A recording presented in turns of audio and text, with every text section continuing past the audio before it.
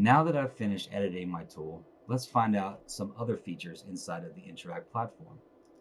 By navigating down to your media and settings, it gives you a plethora of tools to use to rename, change lighting, edit the camera, make new screenshots, export recordings, or just view a more traditional view when editing.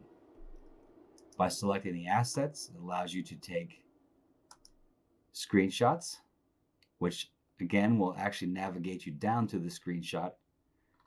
From here, you could set new thumbnails, and you could also export screenshots for your file to be used for emails, social media, etc. By selecting either a transparent or untransparent background, you could select different resolutions up all the way up to match screen. For here, I will go download, and based on where this shows, I will actually export a PNG with a transparent background. This could be done as many times as you like to actually obtain the desired result you're looking for.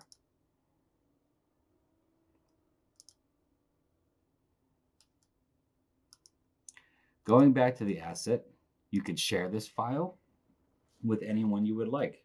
For example, by clicking Get Shareable Link, you can either send it to somebody via email directly inside of INTRACT, or you can copy and paste the link.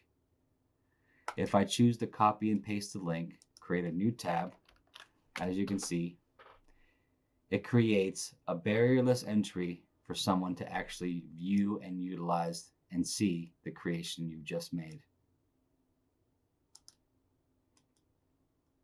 You could also remove the shareable link if you desired not to share that with anyone after you already made the link.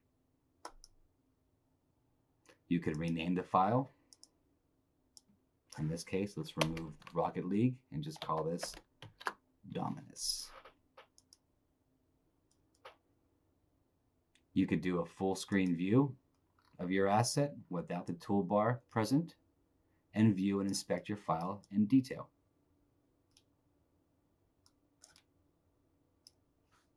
Hitting the escape button will take you out of the full screen view and back into the INTRACT platform. If I navigate to lighting, as shown in the ingest tutorial, you could change the HDRI to give you different looks and reflections of the asset to maybe boost up some kind of in-game look you would use.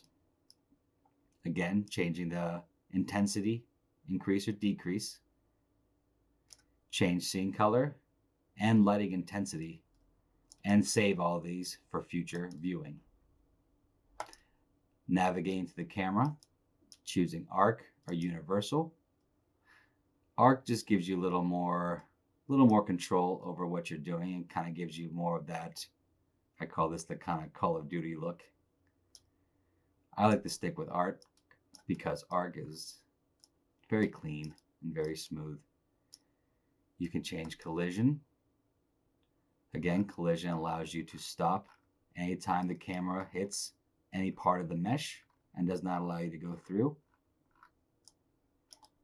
And it allows you to set the home, which is what you've previously set or was not set upon ingest. So for example, if I was to move this card to this position, if I'm happy with the field of view, the rotation, and the zoom speed and the keyboard control, I can set this as the home position. So no matter where I go to, I can always select home, and this is where it will come up every time I access this file. If I'm happy with this, I hit save, and that becomes a new position for every time this asset is loaded inside of INTRACT.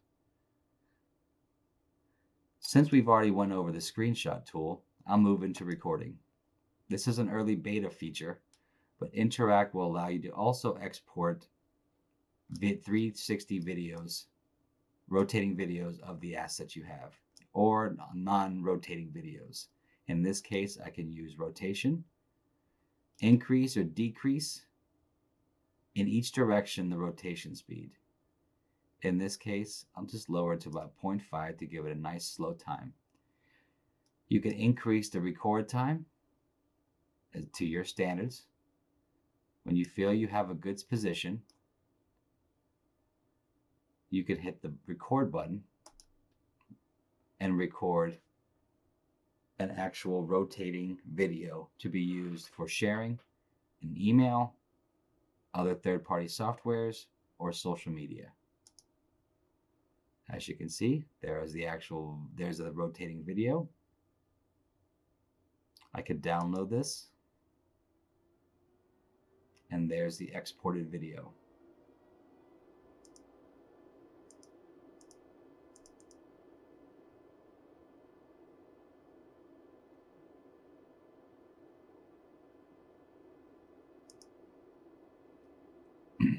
If I'm not happy with that, I can turn rotation off and actually kind of make my own videos.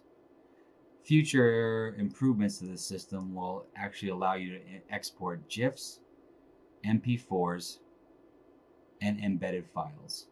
Right now, INTRACT currently exports these files as WebM movies. If you select the engine button, it allows you to actually view different things and remove different things within the texture mapping itself. For example, I can remove the decals. I can remove the color grading, the diffuse maps, specular maps, opacity. I can show a grid, and I can actually make a grid with an opacity to make it look a little cleaner. To access the editor, all I have to do is click back on the editor tool to bring me back into the editor tool.